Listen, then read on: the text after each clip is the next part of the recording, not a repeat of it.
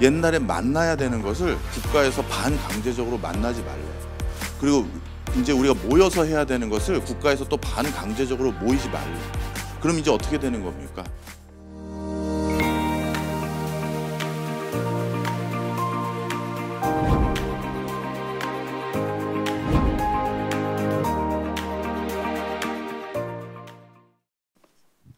안녕하십니까. 제가 맡은 주제는 2021년 데이터 경제의 원년이다라는 주제를 가지고 왔어요. 사실 많은 분들이 내년에는 어떤 산업이 유망한지, 어떤 분야에서 좀 더 우리 경제의 해법을 찾아야 되는지 많이 관심을 두시고 계셔서 사실 추천드릴 수 있는 것들이 많이 있는데, 그 중에서 저는 단연코 먼저 생각났던 분야가 바로 데이터를 기반으로 한 세상이 본격화된다, 이렇게 말씀드리려고 합니다. 제가 이 데이터를 중심으로 생각하게 됐던 가장 큰 이유는 역시 코로나입니다. 사실 미국에서는 디지털 트랜스포메이션, 독일에서는 인더스트리 4.0 이렇게 부르는, 어떻게 보면 많은 오프라인을 중심으로 전개돼 왔고, 그리고 디지털과 무관한 어떤 산업 부분의 내용들이 점차적으로 전부 디지털화 된다라는 것은 이미 우리가 다 알고 있었던 부분입니다. 하지만 현장에서는 이 디지털로 전개되고 있는 많은 산업 부분들이 그렇게 적극적으로 수용되진 않았었어요. 대표적으로 예를 들어서 설명드리면, 우리 대형 서점 다 이용 많이 하시죠. 그런데 그 대형 서점의 많은 기존의 어떤 산업 부분들도 조만간 이 책이라는 게 미국처럼 또는 유럽처럼 전자책으로 전환될 것이다라는 걸 일찌감치 알고 있었습니다. 그리고 우리 온라인 서점 역시도 마찬가지였죠. 전자책이라는 세상이 곧 도래할 거야, 다 알고 있었어요. 그래서 어떤 온라인 서점에서는 전자책 단말기를 자체적으로 제작해서 나눠주기도 했고, 또 우리나라 굴지의 대형 서점에서도 역시 전자책 단말기를 직접 만들어서 이걸로 책을 보십시오라고 얘기를 해왔었습니다. 하지만 성공했나요? 잘 안 됐어요. 잘 안 됐습니다. 물론 우리 소비자들의 오랜 관습적인 습관, 책이라는 건 그래도 종이로 돼서 하나 사가지고 이렇게 펴보는 재미, 밑줄 치는 재미가 있지 않겠어? 우리의 관습도 있었고요. 또 한 가지는 기업 내부의 어떤 변화를 수용하지 못하는 관성도 있었습니다. 좀 설명을 드려볼까요? 예를 들어서 우리나라 그 대형 서점, K로 시작하는 그 대형 서점에서 사장의 지위를 오르려면 통상적으로 제일 지점이 큰 광화문이라든가 아니면 강남에서 지점장을 하고 거기에서 성과를 인정받아야지만 통상적으로 사장에 오를 수가 있습니다. 자, 그런데 광화문 지점하고 강남 지점에서 가장 높은 성과를 내려면 어떤 책을 많이 팔아야 될 수밖에 없는 구조인가요? 종이책이죠. 그러면 내가 그 반열에 올라가려면 이 종이책을 많이 팔아야 되는데, 이 종이책의 대체제에 해당되는 전자책을 개발해서 그걸 육성해라? 결국 나에게 이득이 되는 비즈니스 모델이 아니에요. 그리고 내가 이 위치에 왔었을 때 나를 도와줬던 많은 전무, 상무, 부장, 대리, 줄줄이 이제 내가 챙겨줘야 될 내 후배들인데, 알토란 같은 후배들인데, 그 친구들에게 어느 사장님이 야, 우리가 이제 미래지향적인 전자책 시장으로 가야 되니까 종이책 매출액은 작년 대비 90%만 팔아, 이렇게 사업 계획을 잡아주는 사장님은 아무도 없죠. 그럼 어떻게 되느냐? 회사 내부에서도 전자책이라는 새로운 팀이 생겼다 하더라도 종이책을 판매하는 팀들이 전자책 팀이 발달하는 것을 결코 우호적으로 놔두거나 도와주지 않습니다. 바로 그래서 우리는 많은 부분에서 이미 기술은 숙성 단계에 와 있었기 때문에 디지털 트랜스포메이션을 전개할 수 있었고, 인더스트리 4.0을 전개할 수 있지만 그것을 수용하지 않았었어요. 그런데 무슨 일이 생겼습니까? 코로나19가 생겼어요. 코로나19. 옛날에 만나야 되는 것을 국가에서 반강제적으로 만나지 말래요. 그리고 이제 우리가 모여서 해야 되는 것을 국가에서 또 반강제적으로 모이지 말래요.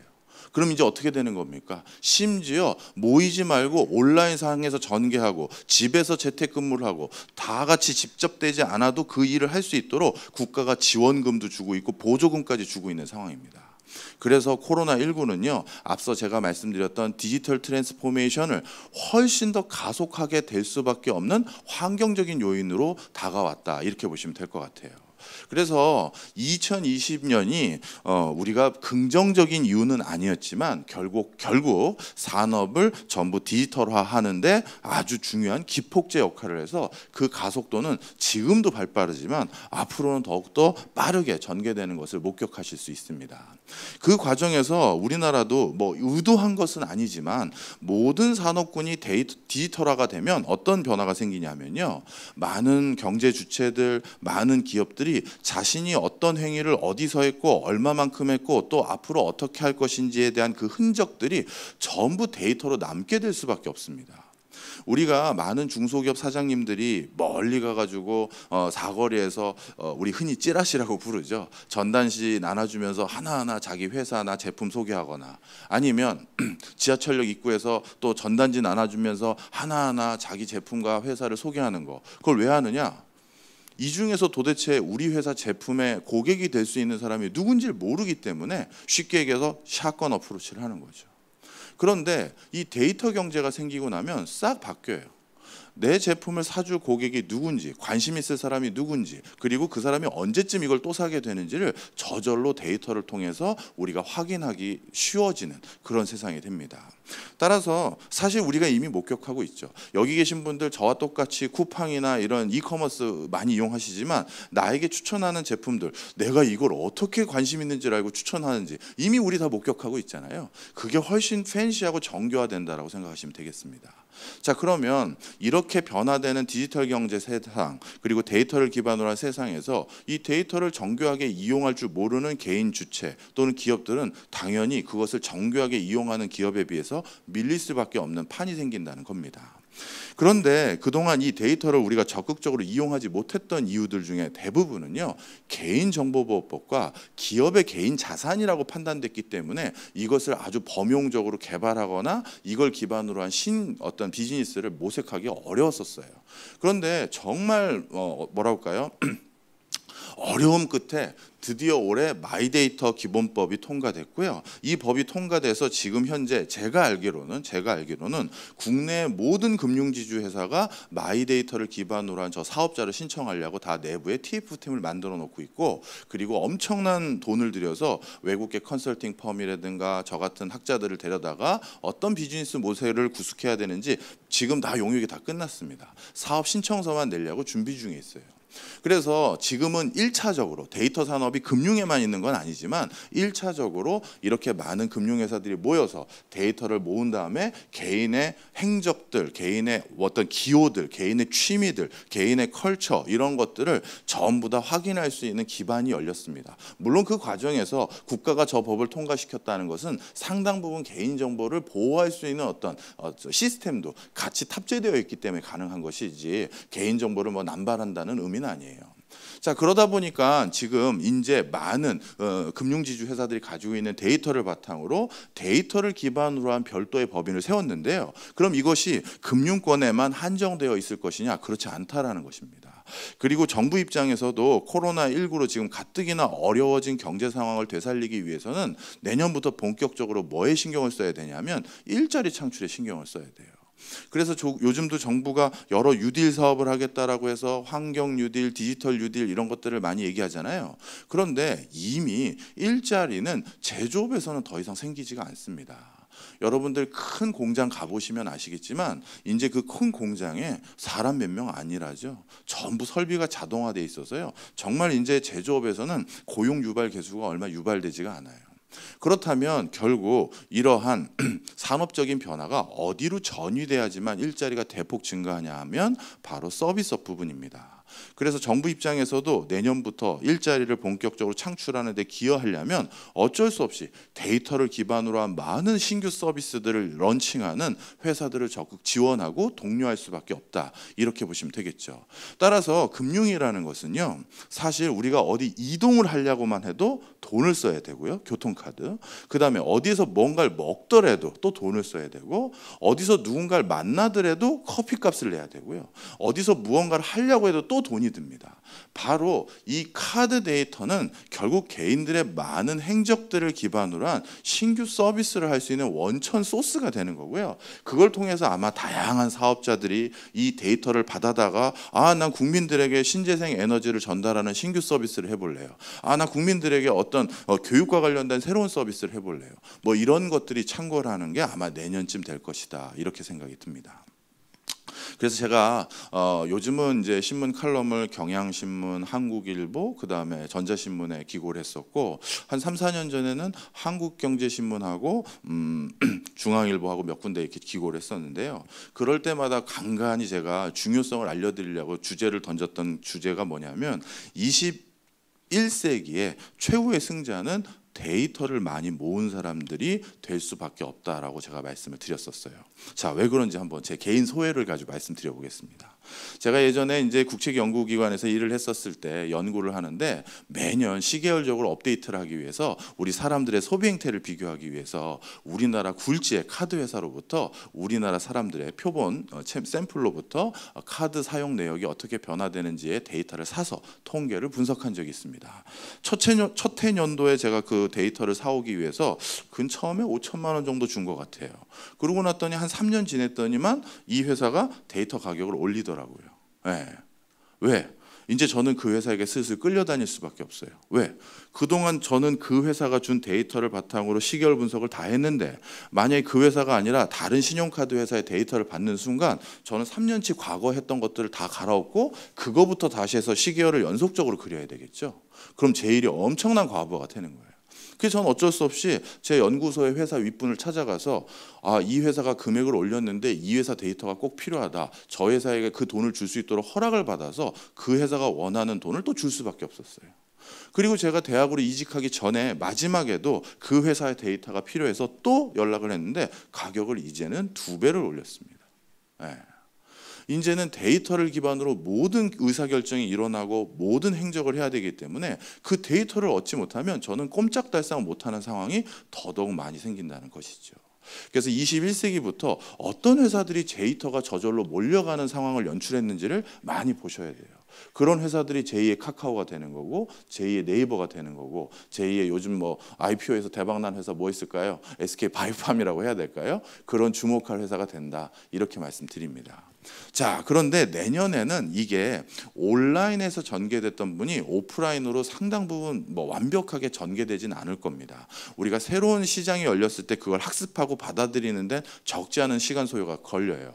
그렇지만 우리나라 다음소프트 같은 경우는 세종시라고 하는 새로운 신도시에서 어떤 것들을 지금 시범적으로 하려고 하냐면요, 우리가 이제 일상생활에서 사용하는 모든 것들을 데이터로 해서 생활을 올케어할 수 있는 새로운 시스템을 구비하려고 하는 겁니다. 세종시에는 신시가지 단지들 몇 개에서 사용하는 전기, 수도, 온수, 가스, 난방을 전부 DB로 모으고, 그 다음에 세종시는 여러 부처들이 같이 있죠. 그 부처들의 여러 우리 생활상과 관련된 정보들을 또 모으고, 이런 것들을 바탕으로 정말 이제 새로운 나의 라이프 스타일을 A부터 Z까지 전부 케어할 수 있는 그 시스템을 다음소프트라는 회사가 세종시를 기반으로 한번 해보겠다라고 해서 본사를 서울 한남동에서 세종시로 이전을 하려고 계획을 중에 있습니다. 그리고 여기다가 하나 더 얹은 게요, 세종시는 우리나라에서 가장 선도적으로 자율주행 자동차가 다닐 수 있는 구역을 그 시범지구로 만들고 있거든요. 5단지에. 그 5단지에 그걸 만드는 데 있어서 그 자율주행 자동차에 대한 DB까지도 얹어서 우리가 본격적인 데이터 사업을 해보겠다라고 그림을 그리고 있는 상황이에요. 그래서 앞으로는 거의 모든 회사들이 이걸 해서 나는 데이터를 어떻게 얻을 수 있는지를 고민하는 세상이 본격화되고 있다, 이렇게 보시면 되겠습니다. 너무 거대 담론을 얘기해서 여기 계신 분들의 일상생활과 개인 삶에 대해서는 와닿지 않으실 수 있을 것 같아서 개인적인 것도 좀 가져왔습니다. AI, 그러니까 데이터를 기반으로 한 인공지능과 관련된 전 세계 학술지 중에서 가장 권위 있는 학술지는 2007년 권위 있는 학술지가 AI 매거진인데요. 2007년부터 2017년까지 이 AI 매거진에서 데이터를 기반으로 해서 이런 기술이 이미 개발이 완료됐다라고 보고됐던 내용들을 전부 다 취합을 해본 건데요. 보시면 일정 계획과 할당과 관련된 것을 완벽하게 우리가 그 사람이 하던 걸 대체할 수 있다. 있다라고 발표된 학술 논문이 10편, 경고 감시 감사 사기 적발 6건, 협력 학습 교육 6건, 진단 검출 5건, 필터링 선택 랭킹 4개 이런 식인 거죠. 그럼 이것을 직업군으로 바꾸면 어떤 직업에 해당되냐면 이런 직업군에 해당되는데요. 대표적으로 우리가 일정을 지금은 당연히 사람을 통해서 관리를 받습니다. 그래서 많은 일정을 많이 관리해야 되는 분들은 흔히 말하는 비서라는 직책을 놓고 비서를 통해서 그 일정을 관리받는데, 글쎄요, 이제 우리 개개인도 우리 영화 그 아이언맨에서 나오면 자비스 어떻게 해줘라고 하면 일정을 관리받는 것처럼 직접적으로 관리받을 수 있는 비서 앱이라고 해야 될까요? 솔루션이라고 해야 될까요? 또는 인공지능 스피커라고 해야 될까요? 그런 것들이 이제 내년 또는 내후년에 본격적으로 런칭이 될 수가 있습니다. 그렇다면 이런 직군을 꿈꾸는 분들은 많은 부분 기회를 점점 잃어버리게 되겠죠. 그 다음에 경고 감시 감사 부분은 산업안전요원이나 경찰 또는 회사 내부의 사기 적발을 하는 컴플라이언스 업무가 여기에 해당되는데요. 사실 산업안전요원들은 우리가 현장에서 위험천만한 일을 하기 때문에 이 부분을 데이터를 기반으로 한 계측기, IoT 기술이 특히 많이 들어갈 것 같은데, 그걸 통해서 대체한다라는 것은 물론 안전이라는 측면에서는 되게 반가운 일이지만, 사실 지금도 우리가 여러 가지 정보통신 회사의 광 케이블 점검하러 가는 인력들, 그 다음에 한전 또는 수도에서 이런 여러 가지 인프라의 노후 또는 문제가 생길 걸 검출하기 위한 여러 인력들이 숫자가 정말 몇만 명 이상이 돼요. 그 많은 사람들의 혹시 일자리가 또 데이터를 기반으로 한 센싱 기술로 대체될까 솔직히 걱정도 좀 되긴 합니다. 그 다음에 교육 부분도 큰 변화를 지금 두고 있어요. 이거는 제가 재작년에 CES 갔다가 직접 목격하고 저도 굉장히 샥을 받았던 내용인데요. 라스베가스에 우리 전 세계에서 가장 우수한 정보통신 회사들이 모두 모여서 이런 신기술이 있습니다라고 하는 그런 내용들인데, 그 중에서 제가 봤던 건 외국어 교육 앱이었습니다. 그런데 외국어 교육 앱이 이게 왜 파워풀했었냐면요. 자, 지금 우리가 받고 있는 외국어 교육의 대부분은 뭡니까? 어떤 특정 강사가 그 강사의 육성으로 그 강사가 얘기해주는 예제만을 바탕으로 우리가 회화 연습을 하는 게 통상적이죠. 그런데 제가 봤던 그 외국어 앱은 어떤 앱이었냐면, 이번에는 그 방금 문장을 인도 발음으로 해줘. 그럼 인도 발음으로 해주고요. 영국 발음으로 해줘. 그럼 영국 발음으로 해주고, 호주 영어 발음으로 해줘봐. 그럼 호주 영어 발음으로 해줍니다. 남성 목소리로 해줘봐. 남성 목소리로 하고, 여성 목소리로 해줘. 여성 목소리로 하죠.